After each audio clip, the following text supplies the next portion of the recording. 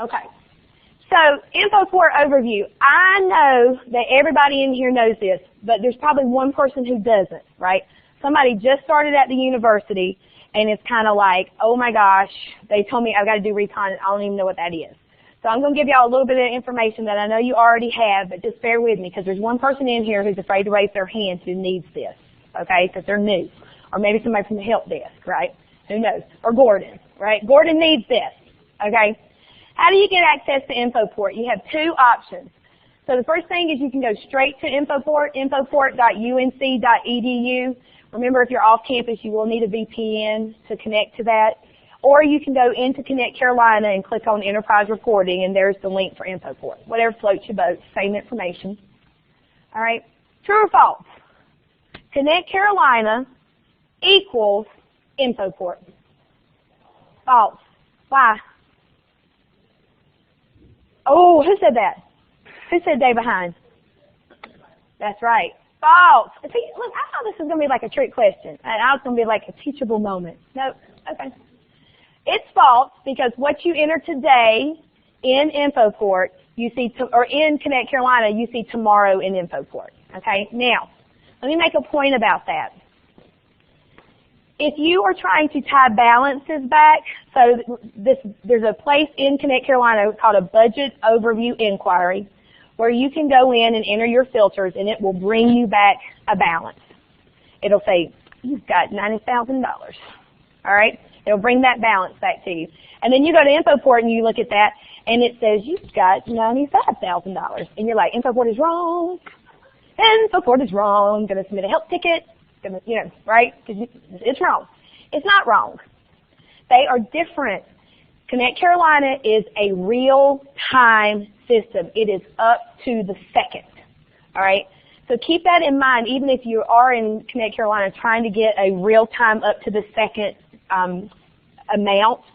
If you could run that thing right now, go in and run that report in Connect Carolina, and it says you have $96,000, and then you go to the bathroom, and it times you out, and you come back and run the exact same thing again because you forgot to print it, and now it says you have $90,000, right? And you're looking at that and you're going, what in the heck? I know good and well. And now you're like, this is wrong, this thing is crazy, it's all over the place. But somebody just put in a PO for $6,000, right? It is up to the second. InfoPorte is a day behind. So I don't mean to harp. Yeah, I do. I'm harping. But I keep getting people sending me emails saying these don't match. They're not supposed to, all right? So I'll be nice to you, and then I'll talk about you behind your back when you send it to me. But, like, just they're not supposed to match, all right? Now, if you've got something you haven't had any activity on for several days, then, yeah, they should match, right? Because there's not been any activity. S&A funds getting hit all the time, they're not going to match, okay? All right. All right, I'm done. Okay, I want to make sure that you know how you can find out what's going on with InfoPorte, because sometimes it can be a little confusing, like what's happening and why and when. So now we have a tweet button, all right? It is, normally it's blue, so if everything is, copacetic, it's blue. If there is a notification you need to know about, it's orange, all right? I think it was yesterday, it was orange, because the data feed hadn't gone through and we were running a day behind, so the data was a day behind where we expected it to be. That's how you know, right? So if you're looking at something, you're like, I don't think that feed went through. Just pop your eye up to the top of the screen and see if that little bird is blue, orange, or red, okay? It was red a week ago Friday because they were bringing the system down at 5 o'clock on Friday afternoon for maintenance. All right, so they made it red, so hopefully you'd look at that and not try and get in at 6 o'clock on Friday. If you're trying to get into InfoPorte at 6 o'clock on Friday, come with me. We'll go have drinks. There are better things to do, I promise you, okay? But that's just kind of FYI. You can sort of keep an eye out for that little bird. And if you feel like it, you can, you can tweet with the InfoPorte team. That'd be nice because they are working really hard, right? They really are. They've done a lot for us. So be nice if you're going to tweet them. Tell them what a good job they've done, and then say, and by the way, we also want this, right? I know how y'all are. I know. That's where you can tweet them. Want to just point this out to you. You have, and this is not We've had this for a long time in InfoPorte. Since we went live with Connect Carolina, you can save your report parameters. And you guys know this. There are tons and tons of filters in InfoPorte, right? And you got to fill those things in every time you want to get your information. Well, you can fill those in and you can save those. And that's really, really handy. So in this example, I have one set up called Transactions Meta. That tells me that that's going to take me to the transaction screen versus the ledger roll-up screen. You call it sunshine. I don't care what you call it. Call it something that makes sense to you. That's just sort of how I process things. But when I click on that, it takes me to the Transactions tab. It fills in my filters for me, and it returns my data. Boom. That's nice. Now, you have dozens and dozens of things that you have to do, but you probably have a top 10 that you run the most, right? Cortelia, see, that's yours, right? You have, that's Cortelia's that I use. But you have a top 10 that you run the most, so set this up for your top 10, right? So you're not having to fill those things in every time. Now, on the CC Info website, if you go to, write this down, because you're going to be asking me for this, so write it down. You go to CC Info, all right? You go to Training, at the top of the page, Training, and then there is Resource Documents, so Training, Resource Documents, and then there's a section for InfoPorte. All right, CC Info, Training, Resource Documents, InfoPorte. There is a 4-page document there called Reporting in InfoPorte, and the last page of that document walks you through how to set these up, okay? So if you like this, and if you don't, you will as soon as you start to use it. They're very handy. If you like this, that'll show you exactly how to set those up, okay? So CC Info, Training, Resource Documents, InfoPorte, and it's called Reporting in InfoPorte. All right. You guys have seen this. This is our navigation bar. We're going to spend our time looking at finance, particularly the department accounting tab, okay? This is where you get your day-to-day work done and where you do your recon. Now, if you are trying to do recon, you need to have the ledger roll-up tab. You need to have the transactions tab. And if you work with contracts and grants, you also need the OSR ledger roll-up tab. Those are kind of different pieces of access, different functions in InfoPorte. So if you see these and you don't have them, then you need to contact your InfoPorte Access Request Coordinator, whoever that person may be, and request that access because you're going to need them, okay? So I've seen a lot of people with transactions but not the ledger roll-up. But if you need balances, you're going to need that ledger roll-up. So information in InfoPorte, you can export to Excel or to a PDF. Either one of those works unless you're in SAS. Okay, so that financial reporting tab that you see, and it takes you to this like blue screen of things, that's called SAS. And that does not allow printing to PDF. It's not that InfoPorte doesn't want you to, it's just the product, the SAS product doesn't support that. So you can export all of that information to Excel, but not to a PDF. Now, who uses Internet Explorer? Right. Stop. And this is why. Internet Explorer and InfoPorte don't get along. I don't know why. You know, sometimes they work well together, and then they get catty, and they decide just to kind of like have some infighting or something. I don't understand it. There is a particular issue in Internet Explorer with exports to Excel, okay? So it is inconsistent. I can't tell you why it happens. I can't tell you when it will happen. Except that it happens at the most inopportune times. So what happens is you will run something, you'll hit the export to Excel, it'll say, do you trust this source? You'll say yes, it'll open it up for you, and then there'll be another login window for your Onion. And you'll go, well, that's kind of weird, but okay. And you'll put your Onion in and your password in, and then you'll get the error message, and it won't give you anything, okay? So if you've seen that happen, and I always get some head nods because people have, that is specific to Internet Explorer. That does not happen in Firefox, and it does not happen in Chrome, both of which are supported by Connect Carolina and work great in Connect Carolina. I encourage you to reconsider Internet Explorer. Yes?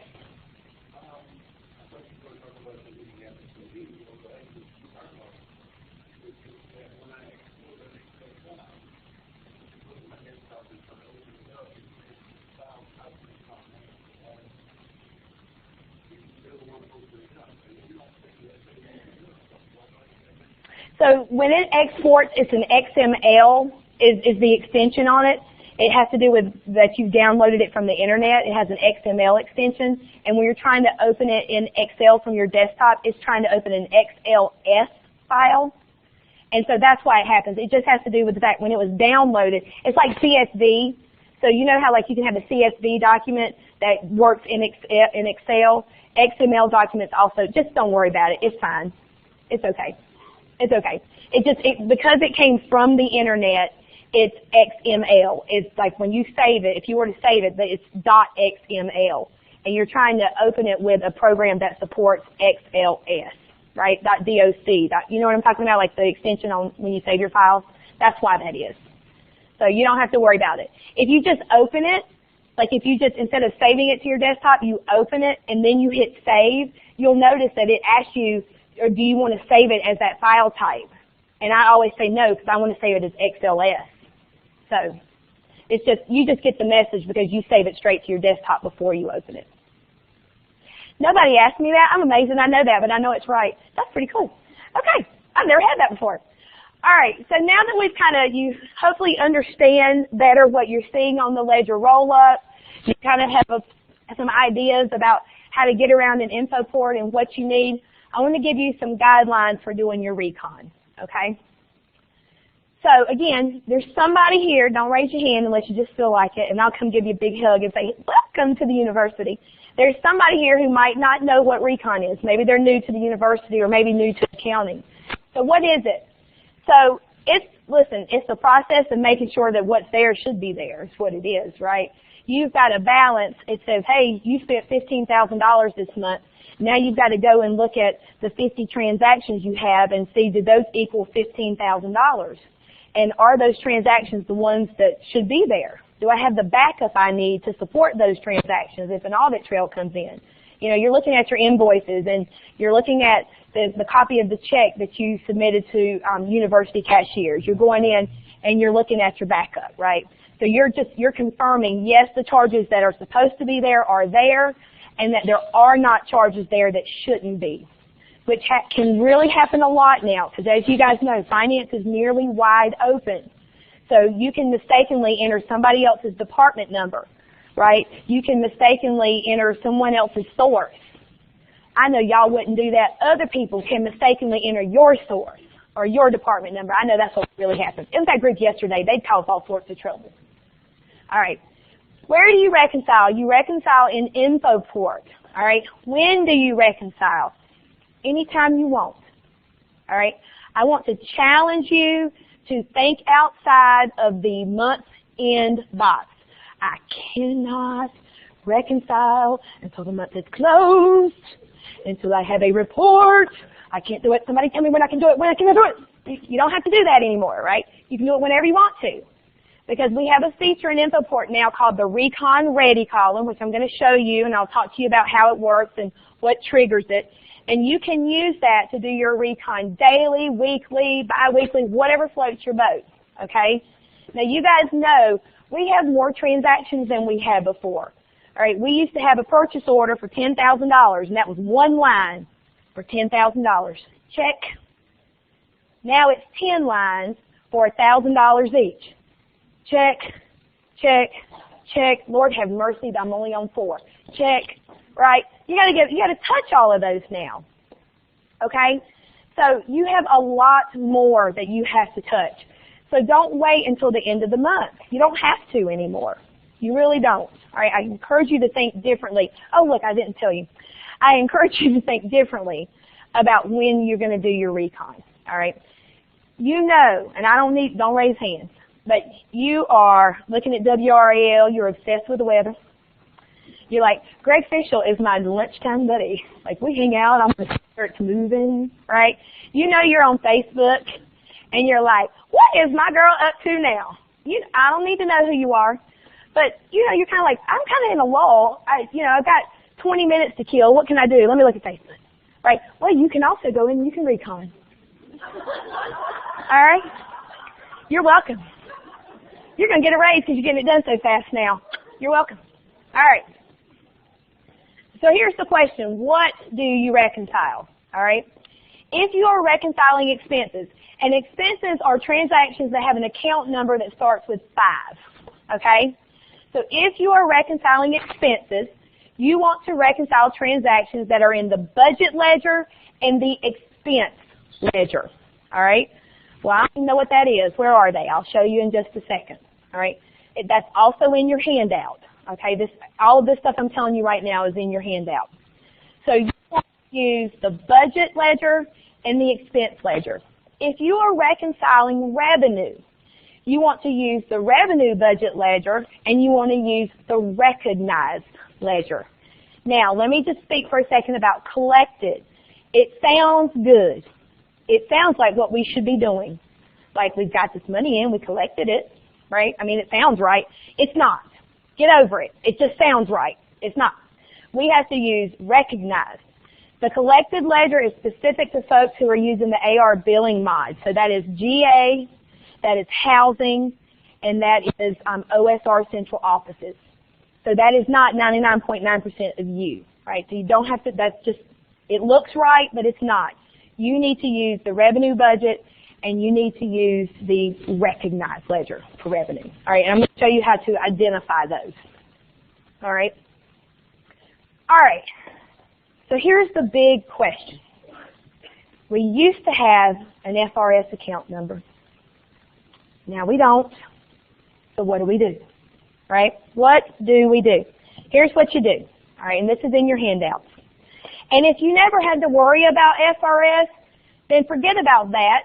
Here's what you do anyway, right? If you're relatively new to the university, good for you. You don't even have to worry about trying to get rid of those old habits and replace them with new habits. Hello, Penn State. How you doing? Sarah. There you go. Sometimes I can remember places better than I can names, but I got that one. Sarah's the reason I said that, because Sarah's like, I don't know what you're talking about with all this stuff. I'm new. And I was like, oh, I got to start thinking about a different way to explain some things, because, you know, not everybody has the old stuff to refer to. All right, state funds. When you are reconciling state funds, you're going to use a combination of fund, source, and department. All right? Now, we used to have we loved our ledger 2, all right? It was 6 numbers. It was 242481. It was like 2 told you it was state funds, and then those next 4 numbers were probably your department number, and it felt good because you understood it and it made sense and it was yours. We don't have that anymore, okay? So when you're spending state funds, if you're spending 21101, all of academic or health affairs is spending on 21101. Okay, that doesn't belong to you. That's not your fund. You're using source 13001. All of health affairs is using source 13001. That's not you. It doesn't belong to you. So what does belong to you in state funds? The combination of fund, source, and department. Okay? So that's what you're going to use. Now, if you budget by program, you will reconcile by program. Who's with the College of Arts and Sciences? Hello, Arts and Sciences friends. How you doing? All right. So for you guys, you'll use fund, source, department, and program. You've heard me say this. We've talked about this before. Okay? If you budget by program, you reconcile by program. All right? Most people don't, not to the extent that the college does anyway. So you sort of have to know when you do use it and when you don't. All right? So fund, source, department, maybe program, depending on who you are and where you work. All right. If you are reconciling F&A funds, you want to use the source and the department ID. All right, so you want to use source 14101 and the department ID. Now, why don't you use fund? Right? Why? Anybody know? You're not using fund because with F&A, we don't care about the purpose of those expenses. So when you're looking at your state dollars, whether it's 201 or 211, you've got 20101 or 21101, and that says those are my state dollars for instruction. And then you have 20110 and 21110, and that says those are my state dollars for research, right? We have to report that back to the state, how we're using those dollars. We don't have those obligations on F&A. We don't budget at that level of detail on F&A. It doesn't matter how you spend it. It's just this is your pot of money, spend it, okay? So for F&A, you need to use source and department Because again, you don't own that source. That source is used by the entire university, not just you. So it's your department number that differentiates your pot of money from somebody else's. You follow me? All right. You are reconciling source 14101. You will see transactions on other sources. You might see 14102, 14103, and 14104.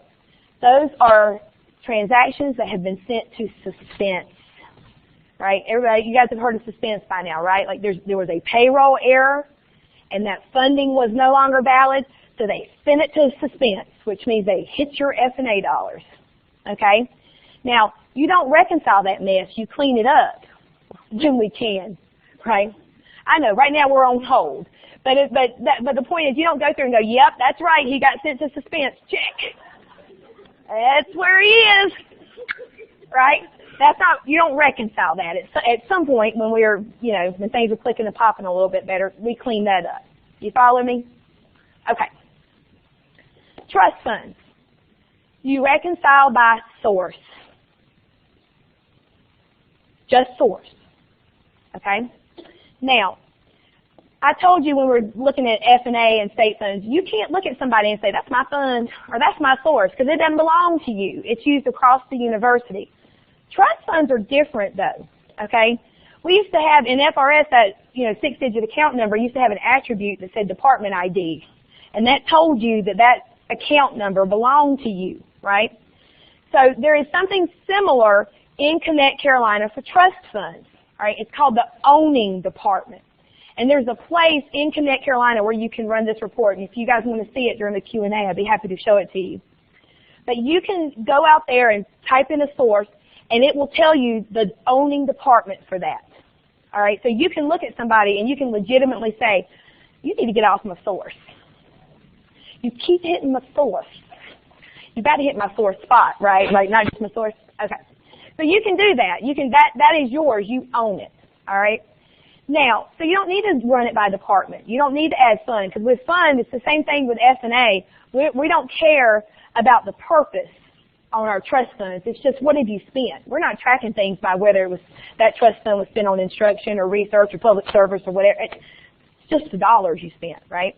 So that's why you don't need to use fund. So you can just use the source. There are two exceptions, okay? The first one is if you are reconciling endowments, all right? So with endowments, you need to see principal versus income, all right? So you don't want to look at the balance for those together, because you can't spend your principal, right? You can't do that. So you need to look at those separately. They have different funds, okay? Same source, different funds. So in that case, you need to use the combination of fund and source to look at principal versus income, okay? The second exception would be if you have a large trust that is allocated across many, many departments. So there is a trust fund that I know about. They allocate that across about, I think it's somewhere around 80 departments. The dollars in that trust fund are allocated. Now look, you don't want to go and grab 80 departments worth of transactions, do you? Like you don't want to do that. So in that case, you go and you put the department on it, because you need to take that mountain of information and you need to get it down to a molehill, right? You need something that you can actually digest, okay? That said, after you go through and you look at those 80 departments, you still want to go back and look at source alone. And I know what you're thinking, Gwen, and I feel you, sister. I'm working on it for you. But you go back, Gwen's like, but if you've got 586,000 sources, that's very difficult. And it is. It is. But what you want to do is you want to go back and you want to, after you've looked at it by source and department, you want to just grab that source, and the ledger roll-up is awesome for this. If you haven't noticed it already, you're going to find all sorts of mistakes on that thing. It's right, but people put stuff in wrong. Because you're like, they're not even supposed to be using program. Why is that on there? And you're going to look at it and you go, oh my gosh, there's a department. That's not even our department. And they used our source. And it's so easy to see that now when you're looking at the ledger roll-up. You scroll down that screen and you can look at all those header rows and you're able to see that. So you go back to the ledger roll-up and you can take a look without department And you can go, all right, we allocate this across all 41 departments that begin with 41. And you go down the screen, 36,00106. What in the world is a school of law? The one spending money, right? That's what you can do. Don't be hateful to them. Be nice, unless they do it twice. That's my motto, right? Be nice unless they do it twice. And then let the air out of their tires. Okay. I'm kidding. Don't go and say the crazy lady told me to let air out of their tires, and that's why I'm going to stay in court. Don't do that. Okay. OSR. So if you are reconciling projects, okay, you need to use a combination of source and project ID. Now, the temptation is to say, why in the world would we use source? Because if anything has a one-to-one relationship between old FRS and Connect Carolina, it's our grants, right? I mean, our clinical trials now have a 4. It's the same number. They just stick a 0 after the first number. You know, our grants are 5. They just put a 0 in there. And I mean, whew. But because of the way cost share works on the chart field stream, okay, when you cost share, if you're cost sharing on F&A dollars, you go and you put in 27101 and 14101. You put all this information in and a project ID, okay? So if you use just the project ID, you're going to see cost share, all right? You may need to see cost share, but you don't reconcile cost share as part of the grant proper. The cost share gets reconciled on the fund it was charged to, whether it's the state fund or the trust fund or, you know, F&A or whatever. Okay, you follow me? So that's why with projects you want to use source. So just be aware of that, when to use source and when not to use source. Need to see cost share, take out source. No need to see cost share, put it in. Okay. All right, so we have the big question, right?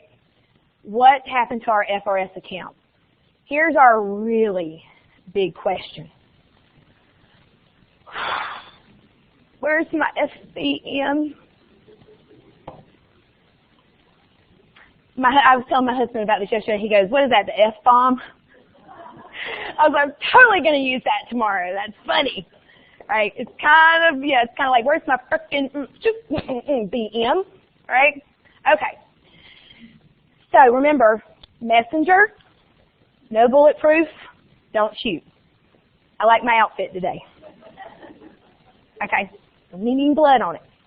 There is no FBM, and we're not getting an FBM. Wait a minute. She's supposed to be screaming. Who muted my mic? Ah!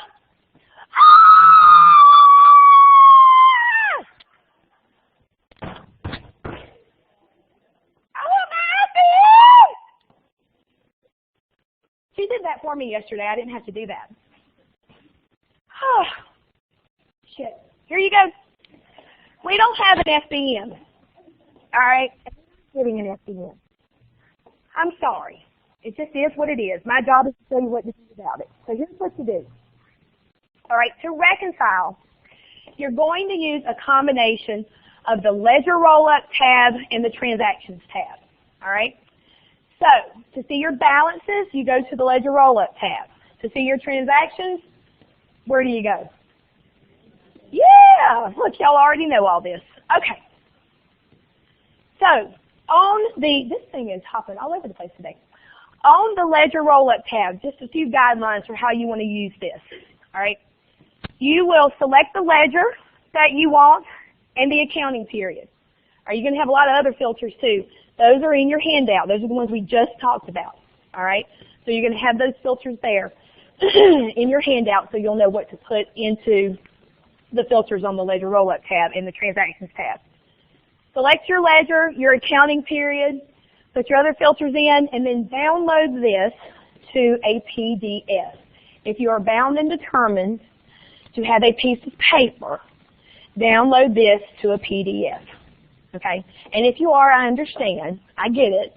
But if you must, put it in a PDF. You can download this to Excel, but, you know, I don't know. It just, to me, makes more sense as a PDF than as Excel because you kind of have that nice little frozen look about it.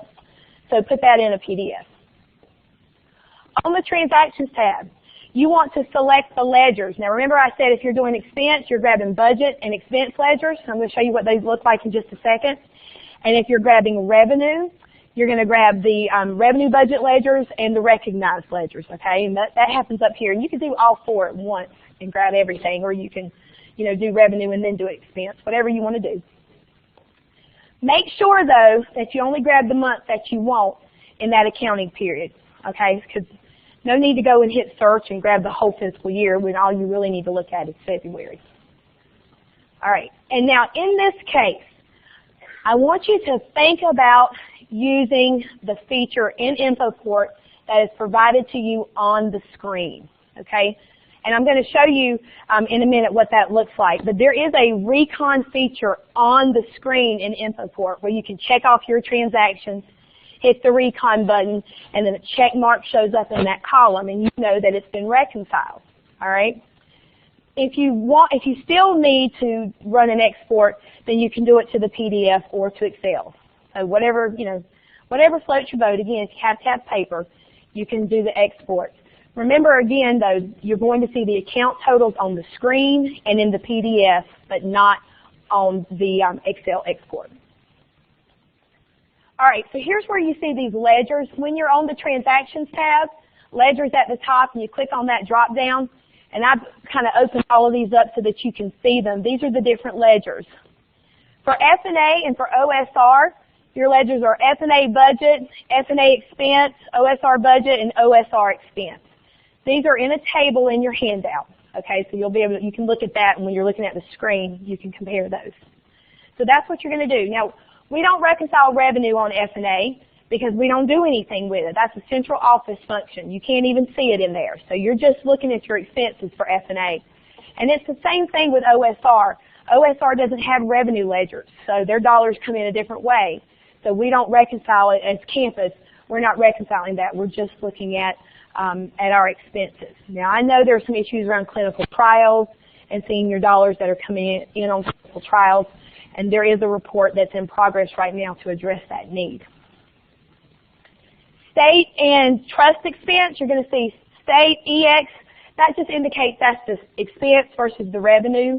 Okay, these are all different, very different ways that we budget and different requirements. It's set up differently. So that EX tells you that it's the expense versus the revenue. Same thing with trust funds. You have BD instead of BUD, EX instead of EXD like you had on OSR and and F&A. Okay, so they're in your handout, but those are the things you're going to want to grab based on what you're reconciling.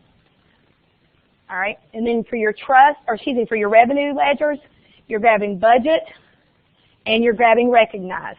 You're going to see collected, that's CO. So remember, that's the third one that you don't use. So you just you'll be tempted to look at it. And it's fine to look at it, but when it confuses you, you don't need to submit a help ticket. You just need to accept your confusion and move on. Because it doesn't apply to you, right? It really doesn't. It doesn't apply to you. Okay, so the revenue and that's what happens when you itch, right? And you're like, whoop, hit the mic. So the revenue and the recognized in the budget. All right, this Recon Ready column, when you see the Y in that column, that tells you that it's ready to reconcile, okay? So I think that's pretty self-explanatory. But what that means is that it's posted, okay? That means it's not moving forward, it's not going anywhere. So if it's a voucher, for example, by now we've all figured out that our vouchers, if they haven't posted, get rolled into the next month. Well, yeah, you definitely don't want to reconcile something that's not going to close in that month, right? So when it has that Y, that transaction has posted, it will be on the official books. You can reconcile it. You don't have to wait until the end of the month. You can use that to look at those transactions and know if they're going to be on the books for this month or not, okay? Really handy there. The reconcile feature, this is what I was just mentioning to you. On the screen, you can check your transactions off, hit that reconcile button, and then when you do, it will show you a check mark right there at the bottom of in that column. It'll show you the check mark. It's been reconciled. Now you know it, and anybody who looks at it will know it, okay? And when you hover over that check mark, it will give you the onion of the person who reconciled it and the date that they reconciled it. Yep, that's yours, Mama. That's my mama. Like, for real. Do you want to take credit for me, or are you embarrassed? Sometimes she's embarrassed. Yeah, but you got them 500 entries. They owe you a standing ovation, woman. There you go. Look. Oh, Lord. Oh. So, if you use that feature online, which is really, really handy, then you can use this filter, okay? Because when you're reconciling on the go, right, you're kind of just not doing it all at the end of the month. You're kind of doing it as you go. You want to go back and check, did I get everything? So there's this advanced filter right here. It's kind of, sometimes you don't even see it. It just says advanced, and you have to kind of click on it, and these filters will drop down for you on the transactions tab. One of those is called reconcile. And if you say no, it'll show you everything that you haven't reconciled. That's pretty handy, right? That's a really handy tool. So let me just tell you real quickly what's in the works, all right? Direct and indirect totals on projects, that's coming in 6.4. I know, right? Another round of applause. Amen, right? Hot dog. Okay, so that is expected mid-March, around the 16th or so. Cost code reporting, so better reporting on cost codes 1, 2, and 3, which are being used in Connect Carolina, but also the cost codes, if you use InfoPorte for cost coding, there's some better reporting coming for both of those things. Vouchers. So right now, you guys know this. You go in and you enter a purchase rec, or like a Staples order, any of those vendor catalogs, and all you have is the rec ID. You don't get the voucher number. You don't get the or the PO number and then the voucher number. You don't see those things until you're in InfoPorte, and then you're trying to figure out, well, that Staples order for $50 and this Staples order for $50. Which one is it, right? And so they are going to be adding the rec ID to the transactions as well, so that you can have that there for your recon. You can also thank my mother for that one. You really are fully responsible for that one, because you called me one day and you were hot about it. And I was like, I don't understand why this is a big deal. Explain it to me. And I was like, holy cow, you have to do that? We got to get that fixed. All right, y'all can take her out to lunch later. All right. They're going to be adding name and PID to the personnel encumbrances. I know that is a huge issue. It doesn't exist in finance. That's why it's not in InfoPorte, because it's not there. That information doesn't come out of the HR part of Connect Carolina into the finance part. There's a lot of stuff happening around encumbrances, and I'll talk about that during the Q&A, so I can give you a little bit more information on that. The last thing, you may have noticed that your ending balance will change. So you go in and you run your report as of December, and it says you have $15,000 available. That's your available balance. Your budget minus your pre-encumbrances, minus encumbrances, minus actuals is your available balance, right? $15,000. And then you run it a week or two later, $17,000. What in the world? Like, why is it moving? Okay? We don't freeze pre-encumbrances and encumbrances. And by that, what I mean is, if you enter an encumbrance, a purchase order, you enter it today, it's March, and nothing happens to that PO. It's encumbered, all right, for $2,000. It's encumbered in March. Nothing else happens to it. And then all of a sudden it's in April. Well, when that encumbrance gets turned into a voucher, that $2,000 encumbrance, it goes and it zeroes out the encumbrance, and then it puts it on the expense for April. So you go back in and you look at your budget, and now that $2,000, you had 15, now you have 17,000, because that $2,000 encumbrance is gone. It kind of blows our minds a little bit, because we're used to our encumbrances being frozen. Like, we're used to that FEM, where that available balance does not change. They are fixing that, okay? So you may have not, it's been such a hot mess in InfoPorte that you didn't even notice this was happening. But now that you can see things, you will notice it, I promise you. You'll be like, what in the world? But that is getting fixed. They're working with disbursement services to make sure that nothing falls apart, right? Yeah, Roman. Say that again. If you have an encumbrance that is not going to become a voucher, then yes, you would need to liquidate that. Yeah, because you need to free up those funds. All right. Now listen, you're going to need help. Something's going to pop up. You're going to have a question. How do I do this? Why do I do this? Why am I seeing what am I seeing? You know, I should be seeing something else. This looks broken to me. And you're going to be very tempted to email me or to call me. But your best bet is to go with the help desk. If you want a response in any timely fashion, and I'm talking like in the matter of weeks, right? I cannot get through my email. You need to submit it to the help desk, okay? They need to understand what issues people have, what the volume of those issues are, okay? So please, please, please submit that to the help desk. Because when you do that, what happens is you get a date and a timestamp, and you get a number. Nobody's tracking my email, thank God, right? Nobody's looking at that. So you want to submit things through the help desk, even if it's how do I see X, right? Submit a help ticket, okay?